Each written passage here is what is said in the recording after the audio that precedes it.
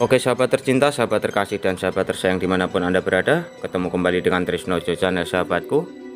Ini adalah Api Abadi Merapen. Api Abadi Merapen adalah suatu cagar budaya oleh pemerintahan daerah Kabupaten Grobogan dan menjadi objek wisata tersendiri yang sangat diminati oleh masyarakat Kabupaten Grobogan.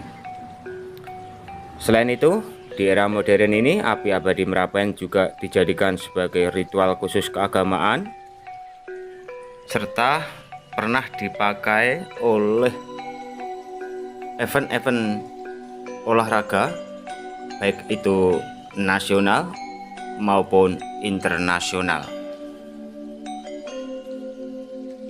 Konon ceritanya Api Abadi Merapen ini muncul itu setelah kepulangan Kanjeng Sunan Kalijaga berserta bala tentara Kasultanan Demak Bintoro pulang dari kerajaan Majapahit yang saat itu Kanjeng Sunan Kalijaga melakukan ekspedisi dengan bala tentara Kasultanan Demak Bintoro yang membawa barang-barang dari kerajaan Majapahit melalui hutan belantara. Sahabat tercinta, sahabat terkasih dan sahabat tersayang, di kota Merapen saat ini dulunya adalah hutan belantara dan menjadi tempat peristirahatan Kanjeng Sunan Kalijaga beserta bala tentara Kasultanan Demak Bintoro yang saat itu melakukan ekspedisi dari kerajaan Majapahit menuju ke Demak Bintoro. Namun di tengah hutan inilah bala tentara Kasultanan Demak Bintoro beserta Kanjeng Sunan Kalijaga melakukan istirahat. Tetapi apa yang terjadi? Setelah melakukan istirahat, ternyata di hutan belantara yang tepatnya saat ini di kota Merapen itu sama sekali tidak ada air sahabatku. Dan oleh Kanjeng Sunan Kalijaga sikap karena Kanjeng Sunan Kalijaga sebagai seorang pemimpin, dia sikap tidak ada air. Kemudian diambillah tongkat, Kanjeng Sunan Kalijaga bersemedi. Setelah bersemedi Kanjeng Sunan Kalijaga, tongkat dicabut, yang keluar bukan air sahabatku. Yang pertama keluar adalah api. Makanya di daerah inilah dinamakan Merapen karena di situ tempat api.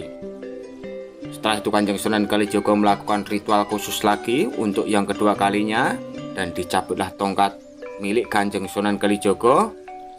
Baru muncul air yang sangat bening dan layak untuk dijadikan air minum oleh para bala tentara Kabupaten Demak Kasultanan Demak. Waktu itu dijadikan untuk mandi, untuk masak, untuk kebutuhan untuk kebutuhan semua bala tentara Kasultanan Demak Bintoro berserta Kanjeng Sunan Kalijaga. Setelah istirahatnya benar-benar tercukupi dan tenaganya pulih kembali, Kanjeng Sunan Kalijaga beserta bala tentara Kasultanan Demak meneruskan perjalanan ke Demak Bintoro.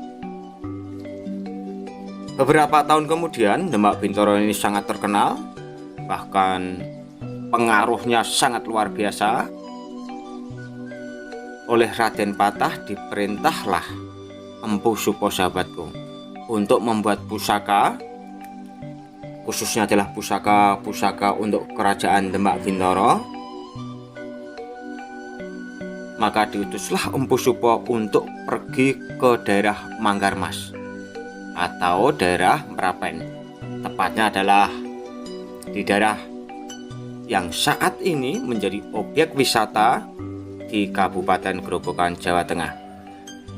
Disitulah Empu Supo waktu memandai atau membuat pusaka dengan cara memanaskan pusakanya itu di Api Abadi Merapen ini kawan Setelah dipanaskan lalu diceluplah ke sendang yang oleh Kanjeng Sunan Kalijaga muncul air bening, air yang dijadikan waktu itu untuk mandi, minum, mencuci pakaian, sama Empu Supo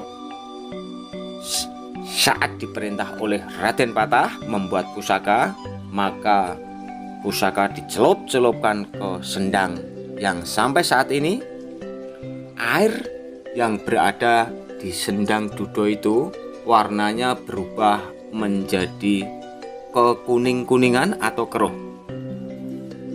Memang ini hal yang mustahil sahabatku, namun terjadi ya. Sampai saat ini air yang berada di sendang Dudo itu berubah warna menjadi kecoklat-coklatan atau keruh, dan diyakini oleh masyarakat setempat bahkan sampai saat ini bahwa cerita yang melegenda karena sendang itu dulunya dipakai oleh Empu Supo untuk menyelup-nyelupkan pusaka sehingga bentuk warna dari air yang tadinya bening menjadi keruh. Tidak hanya itu sahabatku ya, di Api Abadi Merapen atau tempat wisata Api Abadi Merapen ini juga terdapat watu bobot ya. Orang Jawa itu menyebutnya watu bobot atau batu bobot lah.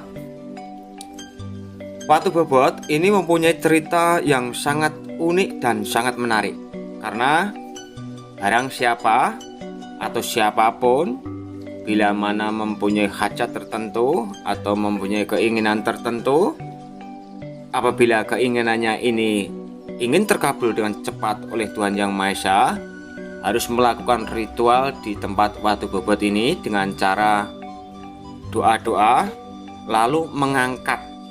Jadi batu bobot itu diangkat di atas kepala ya. Bila mana di antara para peziarah di tempat watu bobot ini mampu mengangkat watu bobot ini sampai ke atas kepala, maka tujuannya akan tercapai. Ini memang tidak masuk akal, tetapi ini adalah fakta yang sebenarnya, dan sampai saat ini di Api Abadi Merapen sangat banyaklah para pengunjung yang notabene ingin berwisata dan ingin mencapai cita-citanya. Dia berdoa di tempat watu bobot ini terhadap Tuhan Yang Maha Esa dengan maksud tujuannya agar bisa tercapai. Sahabat tercinta, sahabat terkasih, dan sahabat tersayang, apabila sahabatku ada yang bertanya kenapa watu bobot itu diikat sama tali-tali ya, itu ceritanya yang berkembang adalah begini sahabatku.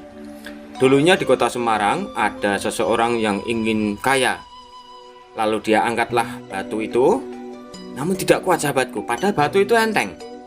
Tetapi waktu dia berdoa apakah saya ini orang miskin, maka diangkatlah batu itu, dia sampai atas kepala, kemudian emosinya muncul, lalu batu itu dibuang dan akhirnya pecah.